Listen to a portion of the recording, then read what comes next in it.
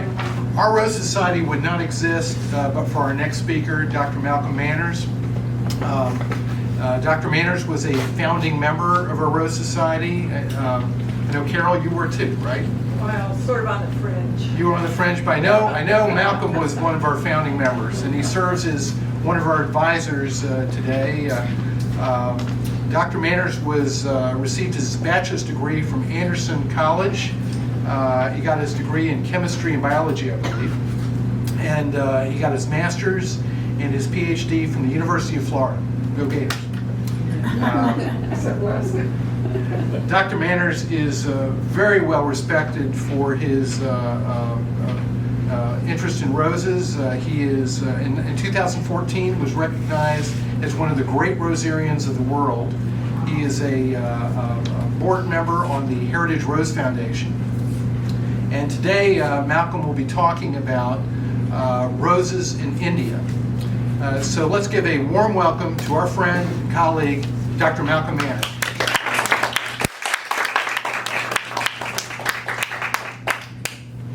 Thanks, Ken. I'm a little bit full right here. Okay.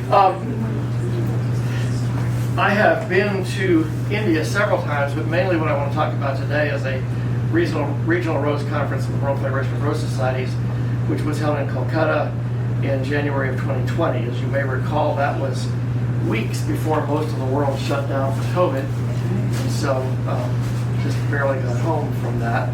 I had been in India before twice. I had worked with U.S. Agency for International Development's Farmer to Farmer program. Some of you know that I do that. Summer vacations, where it's a program the federal government has that I very much believe in that rather than just sending money to developing countries where you might help buy the dictator a new jet rather than help somebody, right. They send live expertise where you actually go into villages and teach things. So I very much believe in that, and I've done that a couple of times in India. So I have worked in Punjab State and also in Uttarakhand, and I've also worked over here in Myanmar and also in Bangladesh. So I've been all around Kolkata, but never actually been to Kolkata. You may think of that place as Calcutta. That's just a different way of spelling it and pronouncing it. It's the same place. So from back in the early 2000s travel, this is the Delhi Rose Garden, Municipal Rose Garden. Quite a nicely done garden. It's all modern hybrids and floribundas, planted in blocks of varieties. So very well organized, very well cared for. And then the year I worked in Punjab State, this was growing at a government nursery, and they didn't know the name of it. They just said it was a red rose. It looks a lot like Louis Philippe, but it wasn't quite the same. But it's a good example of just that old-fashioned red china, which at various times people have referred to as Bengal roses. We call them China roses because they're from China. But they're often also referred to as Bengal roses, and we have the Chelsea Physic Garden rose over there on the table. Who brought that? Is that yours, Don? That's also known as Crimson Bengal. Well, that word Bengal comes from the fact that when India was a British colony, Calcutta, which is the capital of West Bengal State, was the port through which most of those ships went as they were headed back toward England and other parts of Europe. And so people thought that their roses were coming out of Bengal. In fact, they had been transferred from a boat from China, but the name stuck. So we still use that term to some degree for these roses. So that's 20-some years ago. This trip, this was, as I say, in January of 2020. The World Federation of Rose Societies is an organization that has one full member from every country that has a Rose Society. So in our case, it's the American Rose Society is a member of WFRS. And then they also have associate memberships for other societies in the same country that has a full member. So at the moment, the Heritage Rose Foundation is applying for associate membership, and I think we'll probably get to be in that. This meeting had several entities involved. Obviously, there was the WFRS. It was their regional conference, their Asian conference. But also the Agro-Horticultural Society of India was celebrating their 200th birthday. And so they decided to have them at the same time in the same place. And then the Bengal Rose Society got involved. They were having their 40th anniversary. And then the Indian Federation of Rose Societies also became involved. So those were the four organizing and sponsoring organizations for this conference. And it occurred on the property of the Agro-Horticultural Society in Kolkata. So Kolkata is over here in the far east part of peninsular India, just maybe 30 miles from Bangladesh. I've worked at just shore, which is right there, so I've never been across the border at that point before. Getting there is a challenge if you ever try to travel to India. I went through JFK in New York and then over to Dubai, and then had to transfer to go on to Kolkata. That also involved an airline change. And I only had 3 hours in Dubai, and if you ever go through Dubai, it's got to be the most user-unfriendly airport I've ever been in. Everything is written uniquely in Arabic. Nobody speaks a word of any language other than Arabic. Nobody's interested in helping you, and yet it's the biggest airport I've ever been in. So you just kind of have to guess, where do I go next? And so I got to the plane 1 minute before they closed the gate. My luggage did not make it, and so we got to stay in Dubai, and then flew on to Kolkata. This is sitting on the tarmac there. This is the Burj Khalifa, the tallest building in the world. It was kind of interesting to see that. 163 stories, more than half a mile tall. So, arrived at Calcutta without any luggage, but my drivers at least were there waiting for me. For speakers, they had arranged for drivers and lodging and everything else. So that was very nicely organized. Everybody was ready for you. We were ready to do something. And they had the speakers stay at the Bengal Club, which is an old British colonial days club that became kind of a hotel. But it's still very traditional in that 19th century British sense. So that was kind of odd. It was an interesting place to stay. This is the building. This is my quote-unquote room. It was actually an apartment. I have this big bedroom and with my own little living room area. And I had a separate parlor with my dining table. And there's my bathroom. Quite large. They kept fresh flowers on the table, and when they would fade, they'd bring fresh ones. So it was kind of a cool place. There was a guy who sat right outside the door, and Bill McNamara, who I'll mention a little later, and this guy worked both of our rooms, apparently nowhere else. We weren't sure who he was or why he was there or what he was doing. But he would always give us this big toothy grin every time we approached him. One day he said, "I'm your room boy." And I said, "Okay. Thank you, I think." So I asked Khadija if you're our company. She said, "Yeah, he's like the maid from the room, and every time you leave, he'll go in and make the bed and dust things. And when you come back, he'll lock your door for you, unlock your door for you." But it was kind of freaky to have this guy always sitting right there, staring at you. Having arrived from having flown all that way, and kind of as I am today, blue jeans and sneakers, discovered the traditions of the club wouldn't have that. I was forbidden to enter any of the restaurants or bars, so there. And so this guy, Matthias, is from Slovenia, and we were outside discussing the problem there, that how are we going to go to dinner? And he said, "Well, you look like you're about my size. Let me loan you a pair of pants." So I'm wearing his pants there, and we got to go to dinner. So that was nice. This is the group discussing wearing Matthias's trousers.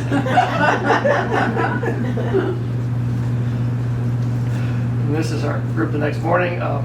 Some of you may know Helga Brichette, who's been a very big name in the World Federation for a long time.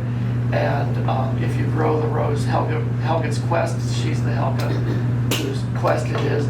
This is Bill McNamara, recently retired at that time from the Quarry Hill Botanic Garden in Northern California. It's now called the Sonoma Botanic Garden.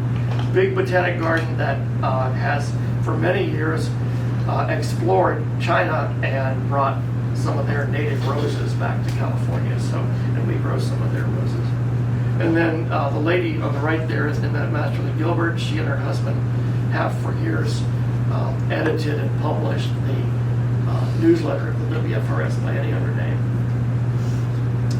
So you have also met Tuan Ching from Singapore. Tuan was here when we had the Heritage Rose Foundation meeting in Lakeland a number of years ago, and went with some of you met him there. So that afternoon we had nothing to do until the evening, and he said, well, why don't we go out shopping? So I went out with him. This is just on the streets of Kolkata around our hotel.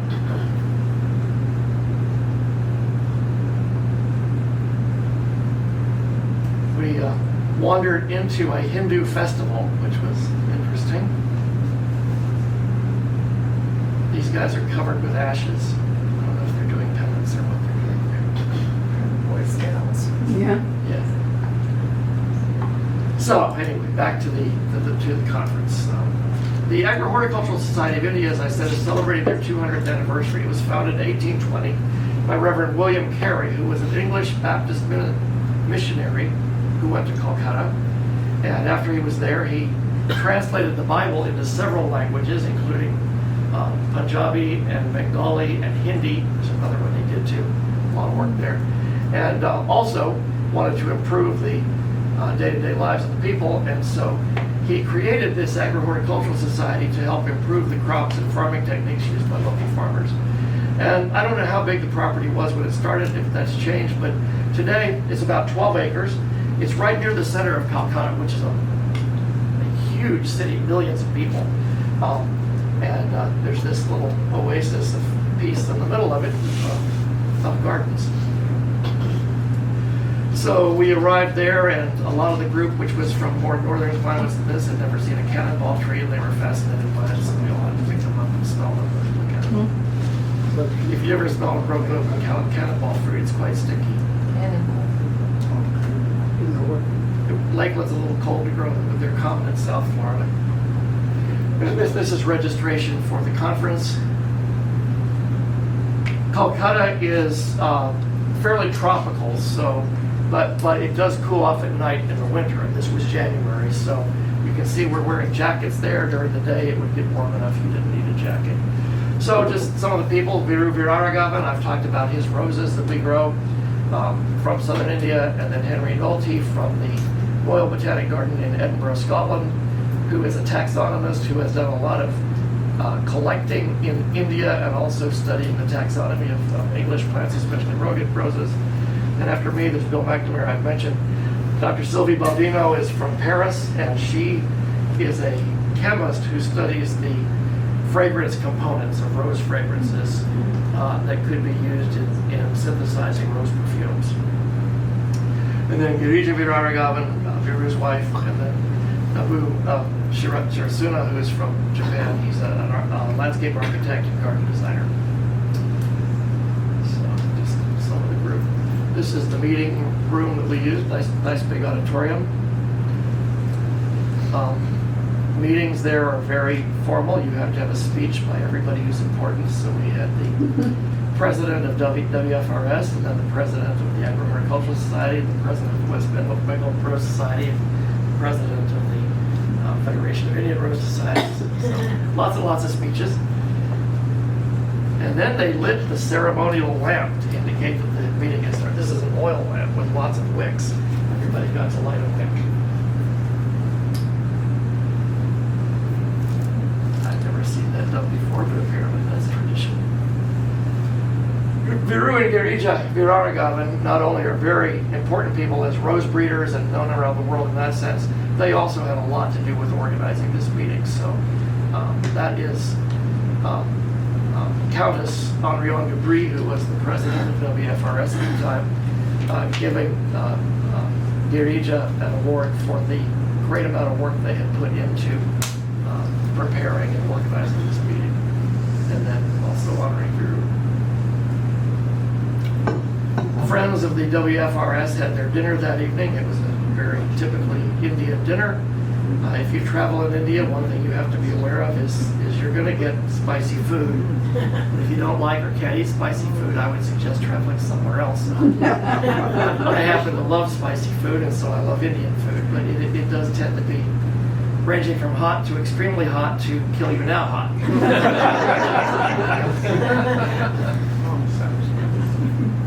So, next day, visiting the gardens at the AHSI, just arriving. Beautiful gardens, very well landscaped, very well maintained.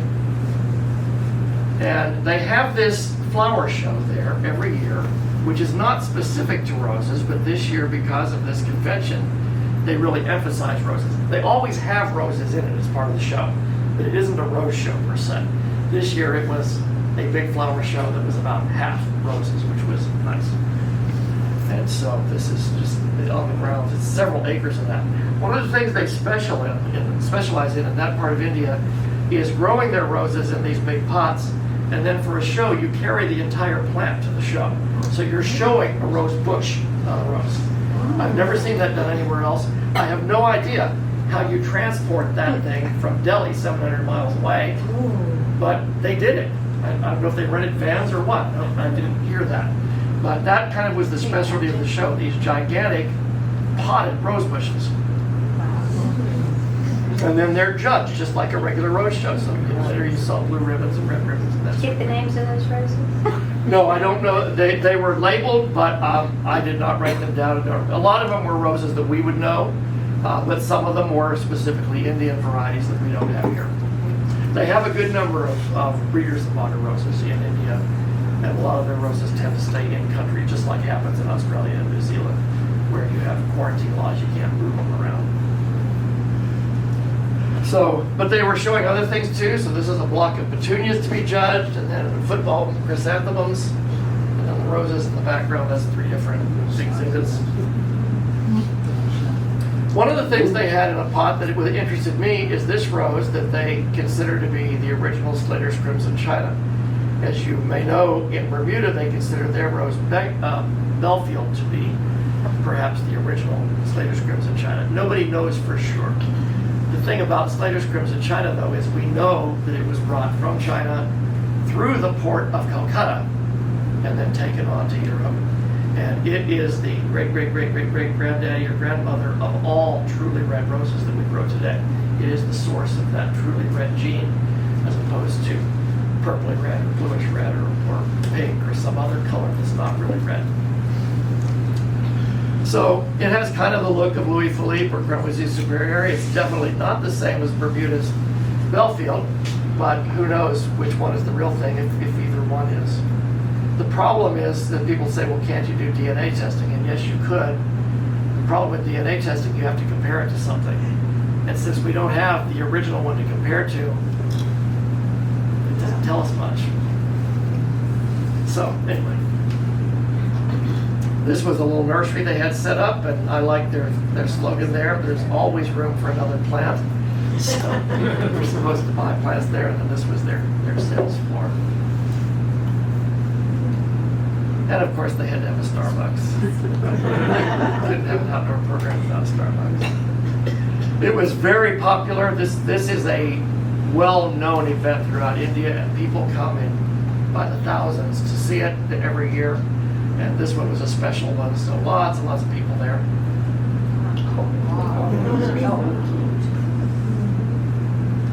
Some of these pots were judged as individual pots, and others were done as collections, almost like you might have a bouquet of several different roses. And so, you could have your 5 pots or so of roses in perfect exhibition form, or as fully open. And they had, obviously, you got to get the timing just right. If you're bringing an entire bush that has to have all of its flowers just right, it's quite an elaborate thing that they do. As I say, I've never seen that done anywhere else. Chrysanthemums being judged. Some of our gang out looking around. By that time, by the way, my luggage had arrived, so I'd given Matthias back his crown. Celosia. We used to grow celosia here on campus, and one of my former colleagues joked because it reseeds so well on Cumberland River that at that time you could buy in Walmart you could buy weed begone and grass begone. He said they need to invent a celosia begone that we could spray with. Tall dahlias, short dahlias. Bonsai. The bonsai were not being judged. That's part of the permanent collection. And then in the evenings, the gang of us who stayed at that club, the speakers would tend to have dinner in the restaurant there. One morning, as we were out waiting for the buses to arrive, somebody noticed that right across the street was this tiny garden center shop. It was mainly seeds and fertilizers and garden supplies. And so I think we kind of freaked the manager out when this gang of 20 or so foreigners come marching into his shop and barely fit. We were all squeezed in there. But it was a nice little shop. People bought things from it. And it was a nice visit. Are you allowed to transport seeds? With seeds, it depends on what kind of seeds they are, and you have to have a seed permit for the U.S. Now, a lot of these people are not from the U.S., and so the rules will be different in each country. I never try to bring seeds in. I don't have a seed permit. But, you know, they can get other stuff. You have little booklets and things. So back at the meeting, they had decorated around the stage with, I think those are marigolds mainly. And Guru Viraragovan was given a Lifetime Achievement Award as the best rose breeder in all of India. So that was very nice. So these are the people who did the speaking. I don't know how much time you want to spend on this, but T.K. Bose talked about the ASHI, and then Henry Nolte from Edinburgh, the Botany of Kolkata. K.V. Prasad talked about panorama of rose research in India. I talked about roses for hot climates. Bill McNamara talked about collecting wild roses in China. Sylvie Baldino talked about perfumes from roses. Nabu Shirasuna, I can't really say that, talked about garden architecture with roses, mainly in Japan. And then they had a panel discussion on growing the roses in those big pots, and everybody was all excited about that. Oh, good, we're going to learn how to do this. What we learned was it was like some American rose exhibitors who are super secretive about it. It fascinated me that they had about a half hour of panel discussion at which we learned absolutely nothing. There was no information of any kind shared. They made sure of it. Even among the panel members, they didn't trust each other. So it was fascinating. They all remained quite civil, but oh yeah, we fertilize our roses. We water them sometimes. You know, that's something you think, okay, tell me more. No. What is your potting mix? Well, it has various things in it. So, anyway, Sushil Prakash, who is the treasurer of the World Federation, talked about Trail of Roses in India, the history of rose growing in India. And then Mariam Ghazali, who is from Malaysia, talked about growing Indian bred roses in Malaysia. She has quite a collection of those there. So this was that panel discussion getting ready to go. As I say, we didn't learn much there. And then Sushil talking about Indian roses. This is Mariam Ghazali. This, as I said, was early 2020, before we realized what COVID was going to do to the world. And so these guys are from Australia, and they were advertising the next big full convention of the World Federation, which was to be in Adelaide that summer. Of course, that didn't happen. They've had it since 2 years later, but that was all shut down. Australia closed its doors within weeks after that. The show stays open at night. They have big floodlights, and so you can go out and look at it some more when it's cooler. Those are chrysanthemums. And then I discovered they did have an indoor, more or less standard American style rose show. I had not discovered that until then. And these had been judged a day and a half before, so you'll see some of them are definitely beginning to fade. I'm sure they were nicer on the day they judged them. But kind of a nice show. And again, things that we probably wouldn't do. They had pictures done that way with roses, but then single flowers and clusters of flowers, kind of like you would see here in the show. Nicely done.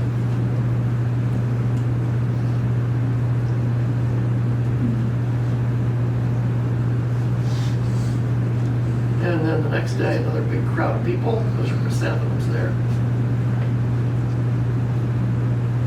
Those are stalks. I've always wished we could grow stalks. They smell so good, but they need cool nights. Then one day at lunch, Girija came up to the speakers while we were eating and kind of whispered to us, "Skip dessert and hurry up. I want to take you to the museum." We didn't know what was happening. So she took us to the Indian Museum, which is a fascinating place. As you can see, it's over 200 years old again, from the British colonial era. And a really good museum of all kinds of natural history stuff and arts, and just a fascinating place. We got to have a special tour of their herbarium and see some of the rare specimens that have been collected by famous botanists over the years.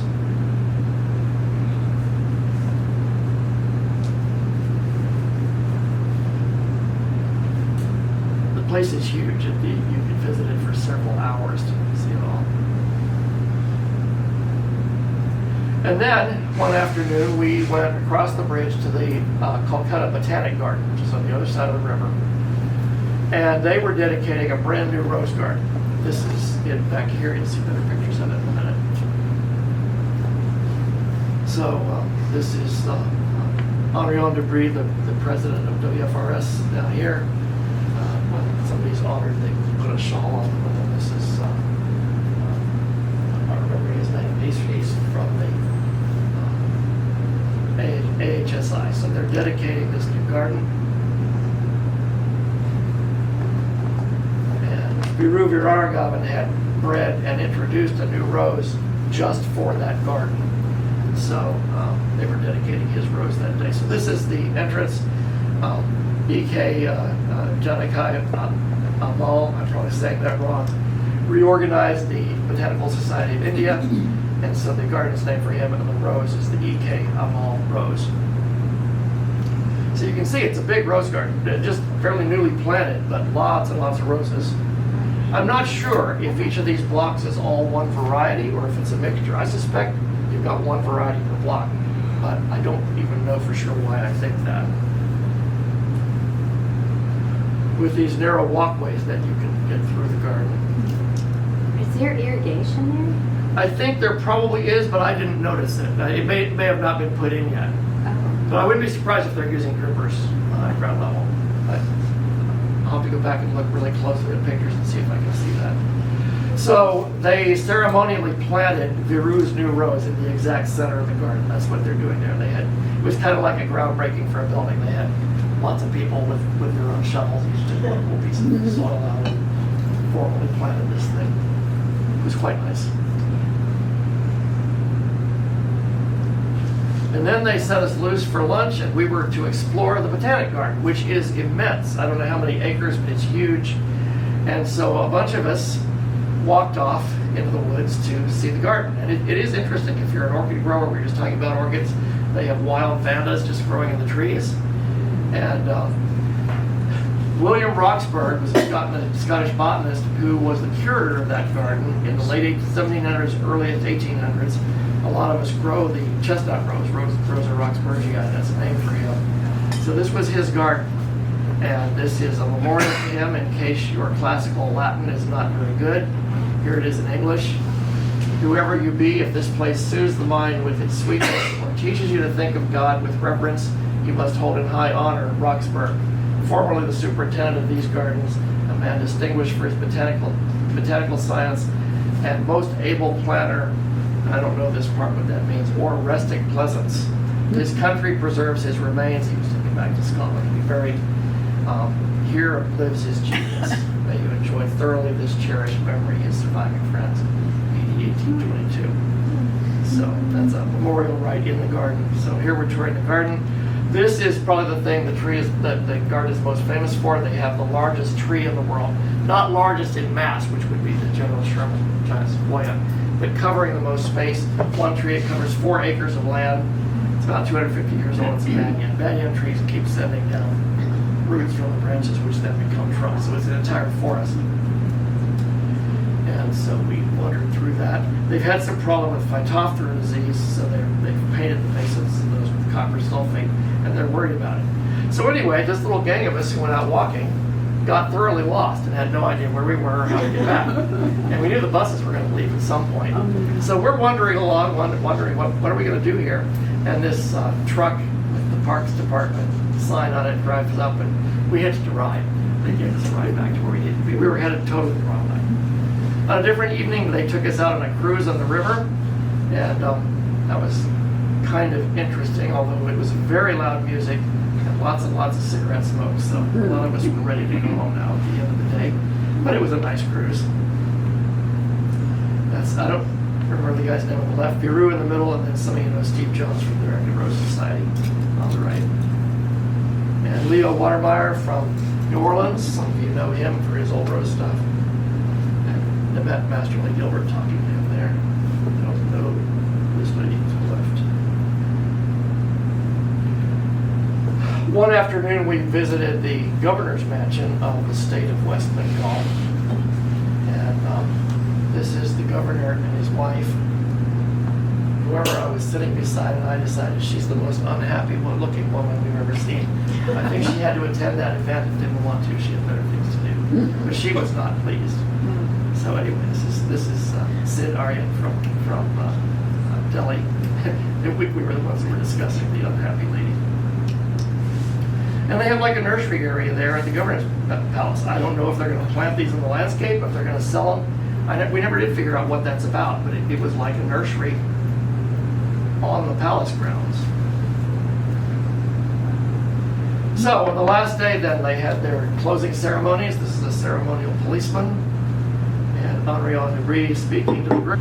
They brought in a couple of Bollywood actors to present awards, and Viraragavan had bred a rose for the bicentennial of the garden, so they're unveiling a poster of his rose there.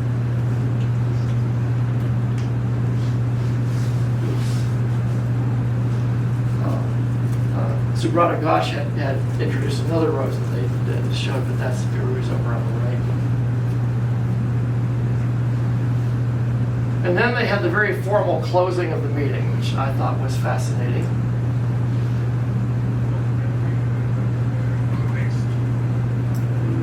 Convention is going to be held. Can you please, sir, Mr. Khader Alam Khan, you just hold the flag there. A big round of applause, ladies and gentlemen.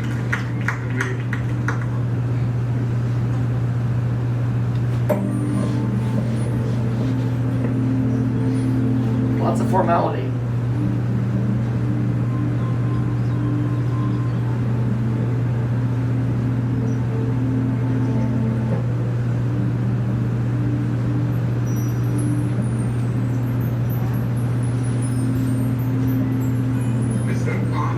Hand over the flag to Adrian, Belgium, which is going to be the host country.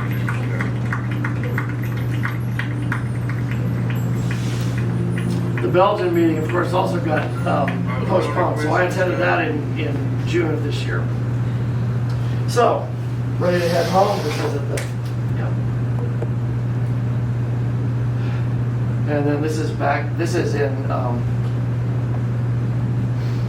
this is Paris, Charles de Gaulle.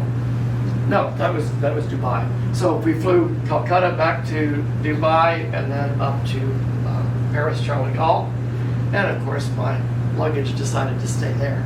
So I came home without my luggage again. And they brought it to me the next day, so I got it back. But it seems like I can't make that trip with luggage. So anyway, that was the trip.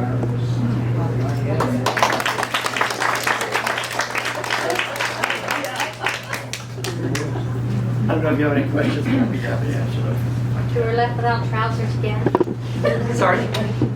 You were left without trousers Well, I came again? home where I had a few more. So. And nobody minded my blue jeans back here. Malcolm, was everything planted? It was in pots, in clay pot? What I saw? I wouldn't say they only use clay, but it's certainly the common pot that they use. And that's true also in Bangladesh and Myanmar and I guess everywhere in southern Asia I've been, they tend to use clay pots. I don't know if that's availability, price, I don't know, but it is certainly the tradition. Of the large plants that they would bring to these types of events that were potted, approximately the size of the pot? Like I would say 4-gallon pot? 5 to 10 gallons probably. Smaller ones were probably 5. Those great big hybrid teas were probably at least a 7, maybe. Okay. That's heavy. They are heavy. And to keep them from falling over, I don't know if you could really even see it there, but they dig a little hole in the ground and drop them in so that the pot is a couple inches in the ground to kind of hold it up in the wind. In the area around Calcutta, what is the rainfall situation? Do they have monsoons or I mean, because they have... It is a monsoon climate. I don't know total rainfall, but it's not a dry desert area. It's definitely So there's moist. plenty of water for these roses. As far as I know, yeah. Calcutta is quite a green flowering city, so I think there's enough water there. Did they say anything about diseases or anything like that that are, they face the same kind of diseases that we face? India is a huge place. It's, I'm going to guess, almost half the size of the lower 48 U.S. And so it also has areas that are hot, tropical, wet, where they want a black spot. It has areas that are cooler and drier. So they have kind of the same diseases that we have. They don't have rose rosette. They don't have chili thrips. Oh. At least I don't know that they did. But the regular fungal diseases, I think, are about the same. They didn't talk much about them. In my talk on growing roses in hot climates, I talked about how we manage those things here. But nobody else really, that was not the subject of the other talks. Did they share with you, like in that big rose garden, did they share their planting methods, like what they put in the soil, or that was a secret too? The only rose I saw being planted was that one of Virus that they put in the very center, and there was such a crowd, I couldn't see what they were doing. So I don't know if the hole was prepared ahead of time or if they were putting something in there. The soil looked to me like a decent clay loam, so they may not have needed any amendments. It might have been just fine, but I didn't see that.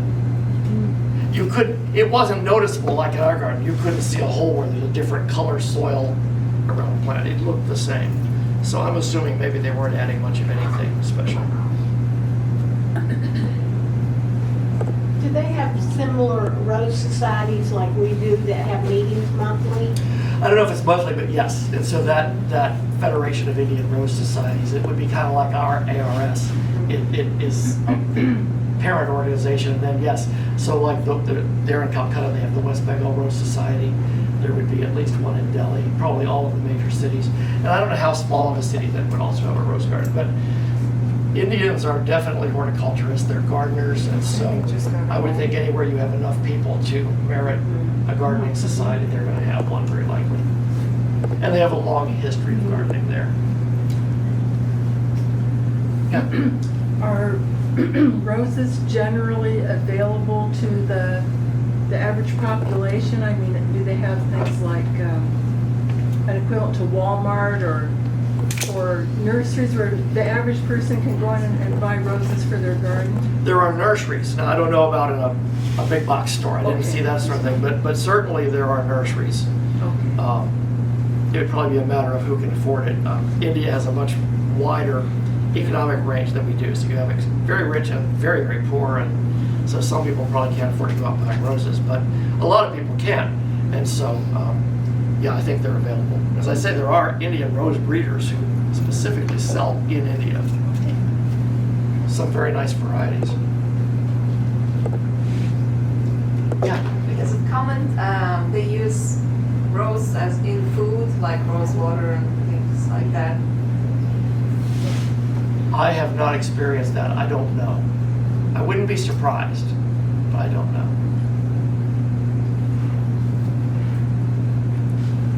What was your favorite food there? I don't remember specifically. Curry, chicken. Probably curry something. A lot of curry. Tandoori. Yeah. I know when I was there previously, I really enjoyed a dal, which is a stew made of lentils over rice. That was nice. I won't try to say his name, but the Indian gentleman that's doing all the rose breeding. Viru. Yes. How many of his varieties do you grow here? I need to count those. I'm thinking 17 or 18. I'm not certain of that. We have most of the ones that are in the U.S. There are a couple that are not in the U.S. that people would like for me to get, but they're in parts of the country that have rose rosettes, so I'm afraid to bring them in. Yeah. So I probably won't be getting any more anytime soon, unfortunately.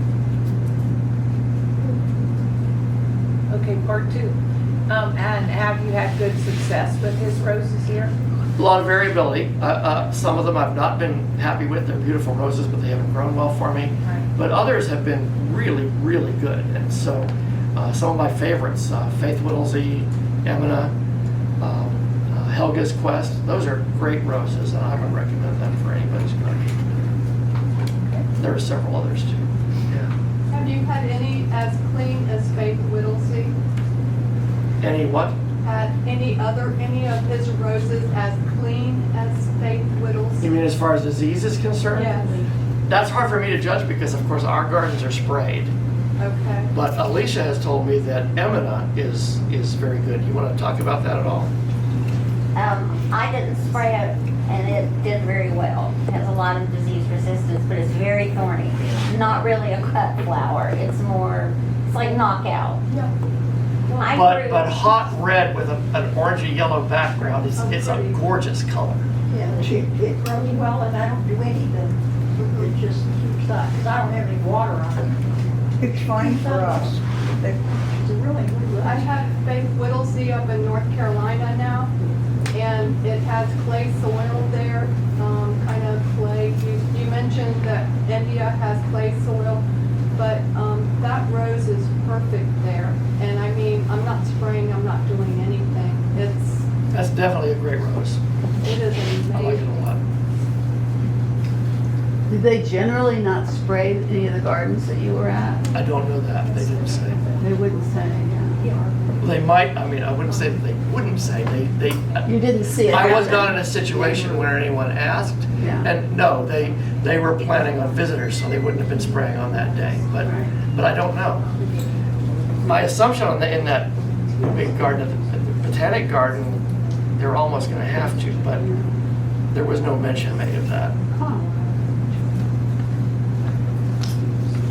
You know, Malcolm, looking at your photo, it almost looks like they judge their roses by color. If you look at, you had almost single roses first, but they're all by color. I hadn't even thought of They that. have really different classifications, or they really do them by color. I don't know that. That's a good question. I didn't think about that at the time. You were looking Take at a look pictures. at your roses, Okay. they're always by color. Yeah. Maybe they do. Maybe they do. I don't know that. I think it's interesting that they judge them as a rose bush, and I think maybe that's helped to encourage growers to have cleaner, better, full coverage. Certainly for that type of exhibit, you'd want lots of leaves and you want to like Lots this. of leaves and lots Yeah, of roses. yeah. I think that's really cool. And I don't know how they do that, but yeah, that's right. Those were good looking rose bushes. Yeah.